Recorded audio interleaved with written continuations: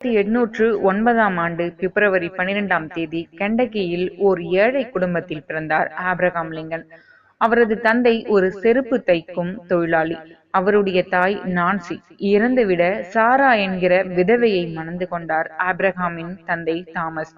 Thomas Lincoln இரண்டாம் தரமாக மணந்த மாற்றான் தாய் லிங்கனை பரிவோடும் கனிவோடும் வளர்த்தார். குடும்ப ஏழ்மை காரணமாக ஆபிரகாம் லிங்கனால் சரியாக படிக்க முடியவில்லை. 1809 அமெரிக்காவின் சின்னஞ்சிறு கிராமத்தில் பிறந்த ஆபிரகாம் லிங்கனை தோல்விகளின் செல்ல குழந்தை என்றே சொல்லலாம். அந்த அளவுக்கு தொடர் தோல்விகள் அவரை துரத்தி கொண்டே இருந்தன. பிறந்த சில வருடங்களிலேயே தாயை இழந்தார். ஒரு கடையில் எடுப்பிடி வேலை பார்த்து கொண்டே இரவு நேரங்களில் மட்டும் பள்ளி பாடத்தை ஆர்வத்துடன் படித்தார். ஆபிரகாமின் 9 வயதில் அவருடைய தாய் நான்சி இறந்துவிட்டார். அதற்கு பிறகு சாரா என்கிற விதவையை மணந்து கொண்டார் ஆபிரகாமின் தந்தை தாமஸ்.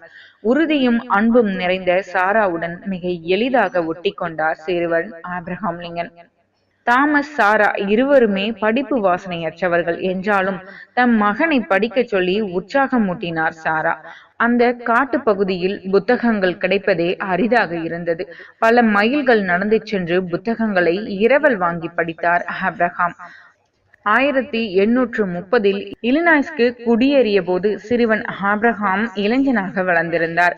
அவர் நியூ ஹாலண்ட்ஸில் வசித்த போது அடிமைகள் என்ற பெயரில் கருப்பினத்தவர்கள் விற்கப்படுவதையும் இரும்பு கம்பிகளால் கட்டப்பட்டிருப்பதையும் சாட்டையால் அடிக்கப்படுவதையும் ஒட்டுமொத்தமாக கொடுமைப்படுத்துவதையும் கண்டார். அப்போது அவருக்கு வயது 15 தான். அந்த கணமே அடிமைத்தனத்தை எப்படியாவது ஒழிக்க வேண்டும் என்று முடிவு செய்தார். தனது 22வது வயதில் ஓர் அலுவலகத்தில் குமாஸ்தாவாக வேலைக்கு சேர்ந்தார். பின்னர் கடனுக்கு ஒரு கடையை வாங்கி வியாபாரத்தில் தோற்று போனார். அடுத்து தபால்காரர் ஆனார். அதன் பிறகு அவர் தாமாகவே படித்து வழக்கறிஞரும் ஆனார். 1834 தமது 25வது வயதில் இலினாஸ் மாநில சட்டமன்ற பதவிக்கு போட்டியிட்டு வெற்றி பெற்றார்.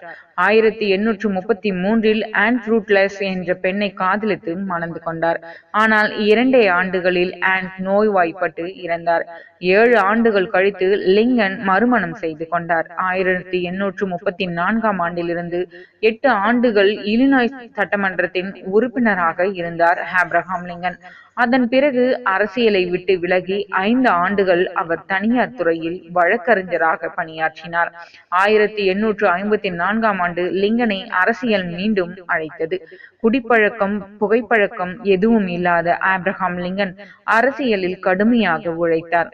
1859 நீங்கள் ஏன் அமெரிக்க அதிபர் பதவிக்கு போட்டியிடக் கூடாது என நண்பர் ஒருவர் கேட்டபோது அந்த தகுதி எனக்கு கிடையாது என்று பணிவாக பதில் கூறினாராம் ஆபிரகாம் லிங்கன்.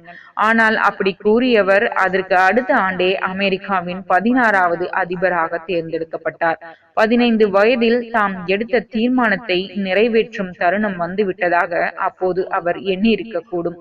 ஏனெனில் பதவியேற்ற 2 ஆண்டுகளில், அதாவது 1862 அவர் அடுத்த ஆண்டு ஜனவரி 1 அனைத்து அடிமைகளையும் விடுவிக்கப்படுவர்.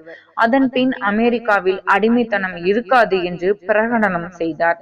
அமெரிக்காவின் தெற்கு மாநிலங்கள் விவசாயத்தை நம்பி இருந்ததால் பொருளியல் வளர்ச்சிக்கு அடிமைகள் தேவை என்று அடம் பிடித்தன. மேற்கு மாநிலங்களோ தொழிலியல் பகுதிகளாக இருந்ததால் தங்களுக்கு அடிமைகள் தேவையில்லை என்று கருதின. இவை இரண்டுக்கும் இடையே இருந்த கருத்து வேறுபாடு உள்நாட்டு கலகமாக வெடித்தது. அடிமைத்தனத்தை அறுத்தெறியவும் அமெரிக்காவை ஒன்றுபடுத்தவும் போர் அவசியம் என்று துணிந்தார் ஆபிரகாம் லிங்கன். 4 ஆண்டுகள் நீடித்த உள்நாட்டு போரில் தென் மாநிலங்கள் தோற்கடிக்கப்பட்டன. ஆபிரகாம் லிங்கனின் உயரிய சிந்தனைக்கு வெற்றி கிடைத்தது. 1863 ஜனவரி 1 ஆபிரகாம் லிங்கன் அமெரிக்க கூட்டு மாநிலங்களில் அடிமைகளை நிரந்தரமாய் விடுவிக்க புரட்சிகரமான விடுதலை பிரகடனம் ஒன்றை வெளியிட்டார். அதை எதிர்த்து நிராகரித்த 11 தென்பகுதி மாநிலங்களுக்கும் வரவேற்ற மற்ற வடபகுதி மாநிலங்களுக்கும் அமெரிக்க உள்நாட்டு போர் தொடங்கியது. அடிமைகளை ஒழிப்பு பிரச்சனையில் பிளவுபட்ட ஐக்கிய மாநிலங்களை போரிட்டு மீண்டும் ஒன்று சேர்ப்பது ஆபிரகாம் லிங்கனின் பெரும் பிரச்சனையாகி நீண்ட போராட்டமாகிவிட்டது. 1863 லிங்கன் ஆற்றிய கெட்டிஸ்பர்க் பேருரையில் அவர் கூறியதாவது, விடுதலை உணர்ச்சி உள்ள ஐக்கிய அமெரிக்காவை பாதுகாப்பதற்கே இந்த உள்நாட்டு போர் நடத்தப்படுகிறது. எல்லா மாந்தரும் சமத்துவ நிலையில் படைக்கப்பட்டவர் என்னும் உன்னத வாசகம் மேற்கொள்ளப்படுகிறது. மக்களுக்காக அரசாங்கம், மக்களுடைய அரசாங்கம், மக்களால் ஆளப்படும் அரசாங்கம் என்னும் வாக்குமொழிகள் இந்த பூததளத்திலிருந்து அழிந்து போகா என்று கூறினார்.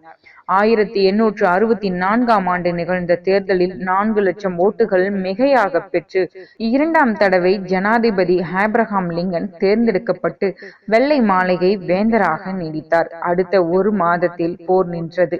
உள்நாட்டு போரில் மகத்தான வெற்றி பெற்று தென்பகுதி மாநிலங்களின் போர் தளபதி ராபர்ட் லீ வடபகுதி இராணுவ தளபதி கிராண்ட் முன்பு சரணடைந்தார். ஜனவரி 1865 அமெரிக்காவில் அடிமைத்தனத்தை ஒட்டுமொத்தமாக ஒழிக்க வேண்டும் என்ற தீர்மானம் அமெரிக்க மக்களவையில் 2/3 பங்கு பெரும்பான்மையுடன் நிறைவேற்றப்பட்டது. அதே ஆண்டு 2வது தவணைக்கு அமெரிக்க அதிபராக தேர்வு பெற்றார் ஆபிரகாம் லிங்கன். 2வது முறை அதிபராக தேர்ந்தெடுக்கப்பட்ட அதே ஆண்டு, அதாவது 1865 ஆண்டு ஆகஸ்ட் 14ஆம் தேதி வெள்ளிக்கிழமையன்று தனது மனைவியுடன் அவர் அமெரிக்கன் கசின் என்ற நாடகம் பார்க்க சென்றிருந்தார் ஆபிரகாம் லிங்கன். அவர் நாடகத்தை ரசித்துக் கொண்டிருந்த போது ஜான் வெய்க்ஸ் பூத் என்ற ஒரு நடிகன் அதிபரை குறிவைத்து சுட்டான். மறுநாள் காலை அதிபரின் உயிர் பிரிந்தது. அப்போது அவருக்கு வயது 56 தான். பிரிந்து போன வட தென் அமெரிக்க மாநிலங்கள் மீண்டும் ஒன்று சேர்ந்தன. தென்பகுதி அமெரிக்க அடிமை கருப்பருக்கு எல்லாம் விடுதலை கிடைத்தது. ஆனால் வரலாற்று முக்கியத்துவம் உள்ள அந்த மகிழ்ச்சிகரமான வெற்றியை கண்டுகளிக்க அவற்றின் ஆக்கமேதை ஆபிரகாம் லிங்கன் அப்போது உயிரோடில்லை. 2வது தவணை முழுமைக்கும் அவர் அதிபராக இருந்திருந்தால் அமெரிக்கா மேலும் அமைதி பெற்றிருக்கும், உலகம் மேலும் ஓய்வு கொண்டிருக்கும். ஆனால் வரலாற்றின் நோக்கம் வேறாக இருந்தது. ஆபிரகாம் லிங்கனை பல முறை வெற்றி கைவிட்டிருக்கலாம். ஆனால் அவர் ஒரு முறை கூட முயற்சியை கைவிடவில்லை. அவர் பெற்ற வெற்றி தோல்விகளை பார்க்கலாம். 1816 அவருடைய குடும்பம் தன் வீட்டை இழந்தனர். அவர் தன் குடும்பத்தின் கஷ்டத்தை சமாளிக்க வேலைக்கு அனுப்பப்பட்டார். 1818 அவருடைய தாயார் காலமானார். 1831 அவருடைய தொழிலில் பெரும் நஷ்டம் அடைந்தார். 1832ஆம் ஆண்டு மாநில தேர்தலில் போட்டியிட்டு தோற்றார். 1832 அவருடைய வேலையை இழந்தார். சட்டப்படிப்பு மேற்கொள்ள சட்டக்கல்லூரிக்கு விண்ணப்பித்திருந்தார். அவருடைய விண்ணப்பம் நிராகரிக்கப்பட்டது. 1833 தன் நண்பரிடம் கடன் வாங்கி ஒரு தொழில் தொடங்கினார். அந்த வருடத்தின் கடைசியில் அந்த தொழிலில் பெரும் நஷ்டம் ஏற்பட்டு அவர் பெரும் அவதிக்குள்ளானார். அவர் அந்த கடன் தொகையை அடைக்க 17 வருடங்கள் ஆனது. 1834 மீண்டும் மாநில தேர்தலில் போட்டியிட்டார். இம்முறை வெற்றி. 1835 திருமணம் நிச்சயமானது. ஆனால் அவருடைய காதலி இறந்து விட்டார். இதனால் பெரும் மன உளைச்சலுக்கு ஆளானார். 1836 மன அழுத்த நோயால் பாதிக்கப்பட்டு 6 மாதங்கள் படுத்த படுக்கையானார். 1838 சபாநாயகர் பதவிக்கு போட்டியிட்டார். அதிலும் தோல்வி அடைந்தார். 1840 தேர்தல் ஆணையராக போட்டியிட்டார். தேர்தலில் தோல்வி அடைந்தார். 1843 நாடாளுமன்ற பதவிக்கு போட்டியிட்டார். அதிலும் தோல்வி அடைந்தார். 1846 நாடாளுமன்ற பதவிக்கு மீண்டும் போட்டியிட்டார். இம்முறை வெற்றி. வாஷிங்டன் சென்று சிறப்பான முறையில் பணிபுரிந்தார்.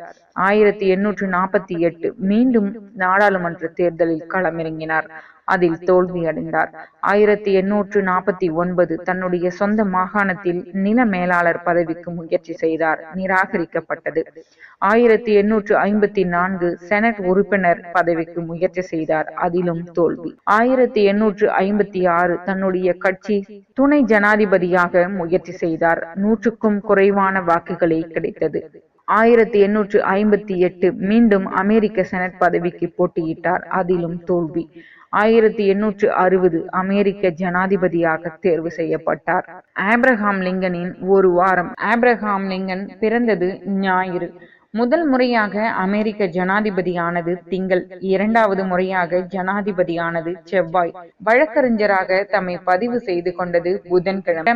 பிரசித்தி பெற்ற கெட்டிஸ்பர்க்கில் உரையாற்றியது வியாழனன்று. லிங்கன் சுடப்பட்டது வெள்ளிக்கிழமை. ஆபிரகாம் லிங்கன் உயிர் நீத்தது சனிக்கிழமை. முதலாக தேர்தலை சந்தித்து தோல்வியடைந்த நேரத்தில் பிரார்த்தனை கூட்டம் ஒன்றில் கலந்து கொண்டார் ஆபிரகாம் லிங்கன். கூட்டம் முடிந்ததும், உங்களில் சொர்க்கத்துக்கு செல்ல விரும்புபவர்கள் மட்டும் கையை உயர்த்துங்கள் என்றார் பாதிரியார். எல்லோரும் கையை தூக்க ஆபிரகாம் லிங்கன் மட்டும் பேசாமல் நின்றார். ஆபிரகாம், நீ எங்கே போவதாக உத்தேசம் என பாதிரியார் கேட்க, தோல்வி அடைந்திருந்த அந்த மனநிலையிலும் நான் செனட் உறுப்பினராக போகிறேன் என்று உறுதியான குரலில் சொன்னார் ஆபிரகாம். நீ எதுவாக மாற விரும்புகிறாயோ அதுவாக மாறுவாய் என புன்னகையுடன் ஆசி வழங்கினார் பாதிரியார். லிங்கன் ஒருமுறை ஒரு பொதுக்கூட்டத்தில் பேசிக் கொண்டிருந்த போது அவரை அவமானப்படுத்த எண்ணிய ஒருவர், திரு லிங்கன் அவர்களே, உங்களை பற்றி மிகவும் பெருமையாக நினைத்து கொள்ள வேண்டாம். உங்கள் அப்பா தைத்த செருப்பைத்தான் நான் அணிந்து கொண்டிருக்கிறேன் என்று உரத்த குரலில் கூறினார். அதாவது லிங்கனை அவர் ஒரு செருப்பு தைக்கும் தொழிலாளியின் மகன்தானே என்று அவமானப்படுத்த எண்ணினார். ஆபிரகாம் லிங்கன் சிறிது கூட கோபமில்லாமல், நண்பரே, உங்களுக்கு நன்றி. இன்னும் நீங்கள் என் தந்தை தைத்த செருப்பை அணிந்து கொண்டு இருக்கிறீர்கள் என்றால் என் தந்தையின் தொழில் நேர்த்தி எவ்வளவு என்பது எனக்கு புரிகிறது. ஒருவேளை அந்த செருப்பு பழுதாகி போனால் ஜனாதிபதி மாளிகைக்கு தயங்காமல் கொண்டு வாருங்கள், நான் சரியாக தைத்து தருகிறேன் என்று கூறினாராம். அந்த அளவு உழைப்பின் பெருமையை அவர் உணர்ந்திருந்த காரணத்தினால்தான் மிக மிக பின்தங்கிய ஏழை குடும்பத்தில் பிறந்து 11 மாதமே பள்ளி கல்வியை பெற்ற லிங்கன் அமெரிக்க நாட்டு குடியரசுத் தலைவர் ஆனார் ஆபிரகாம் லிங்கன். நீ எதுவாக மாற விரும்புகிறாயோ அதுவாக மாறுவாய் என்பது ஆபிரகாம் லிங்கனுக்கு மட்டுமல்ல, நம்பிக்கையை தளர விடாமல் லட்சியத்துக்காக விடாபிடியாக போராடும் நம்மை போன்ற ஒவ்வொருவருக்கும் அது வெற்றி திருமந்திரம். கம்பீரமும் கண்ணியமும் நிறைந்த ஆபிரகாம் லிங்கனின் இன்னொரு முகம் குறும்புத்தனங்கள் நிறைந்தது. ஐர்னஸ்ட் ஆப் என்று பிரியமாக அழைக்கப்படும் லிங்கன் தான் அமெரிக்காவின் உயர்ந்த அதிபர். உயரம் 6 அடி 4 அங்குலம். அவர் மிகச்சிறந்த கதை சொல்லி. அவருடைய கதை சொல்லும் பாங்குதான் ஆரம்ப காலத்தில் மக்கள் மத்தியில் அவருக்கு வரவேற்பை பெற்று தந்தது. லிங்கன் சிறந்த நகைச்சுவை மன்னனும் கூட. தாடி வைத்த முதல் அமெரிக்க அதிபரும் ஆபிரகாம் லிங்கன் தான். முக்கியமான கடிதங்கள், ஆவணங்களை தன்னுடைய நீண்ட தொப்பிக்குள் வைத்துக் கொள்ளும் பழக்கமும் இவருக்கு இருந்ததாம். தனது 33வது வயதில் மேரிடோட் என்ற பெண்ணை மறுமணம் செய்து கொண்ட ஆபிரகாம் லிங்கனுக்கு 4 குழந்தைகள் பிறந்தது. 3 குழந்தைகள் சிறு வயதிலேயே மரணம் அடைந்தார்கள். மனைவிக்கு மனநோய் இருந்தது. இத்தனை தோல்விகளையும் மன உறுதியோடு எதிர்கொண்டார் ஆபிரகாம் லிங்கன். அவர் தன் மகனுக்கு அறிவுரை சொல்லவில்லை. அதற்கு பதிலாக அந்த பள்ளி ஆசிரியருக்கு அவர் எழுதிய கடிதங்களின் சில பகுதிகள். தோல்வியை ஏற்றுக்கொள்ளவும் வெற்றியை கொண்டாடவும் என் மகனுக்கு கற்றுக் கொடுங்கள். பொறாமையில் இருந்து அவன் விலகியே இருக்கட்டும். வானப்பறவைகள், தேனீக்கள், சூரியன், பசுமையான செடிகள், மலர்கள் இவற்றை ரசிக்க அவனுக்கு கற்றுக் கொடுங்கள். பிறரை ஏமாற்றுவதை விட தோற்பது கண்ணியம் என்று அவனுக்கு கற்றுக் கொடுங்கள். சுய சிந்தனையில் நம்பிக்கை கொள்ளச் சொல்லுங்கள். மென்மையானவர்களிடம் மென்மையாகவும் உறுதியானவர்களிடம் உறுதியாகவும் நடந்து கொள்ள கற்றுக் கொடுங்கள். குற்றம் குறை கூறுபவர்களை அவன் அலட்சியப்படுத்தட்டும். அளவுக்கு அதிகமாய் இனிமையாக பேசுபவர்களிடம் அவன் எச்சரிக்கையாக இருக்க வேண்டும். தன் மனதுக்கு சரி என்று தோன்றுவதை அவன் துணிந்து நின்று போராடி நிறைவேற்ற அவனை பழக்குங்கள். இதை எழுதிய தந்தை ஆபிரகாம் லிங்கன். அவர் சொன்ன அந்த அறிவுரை எந்த காலத்திலும் பொருந்தும். பிள்ளைகளின் எதிர்காலமே ஆசிரியர்களிடம்தான் இருக்கிறது.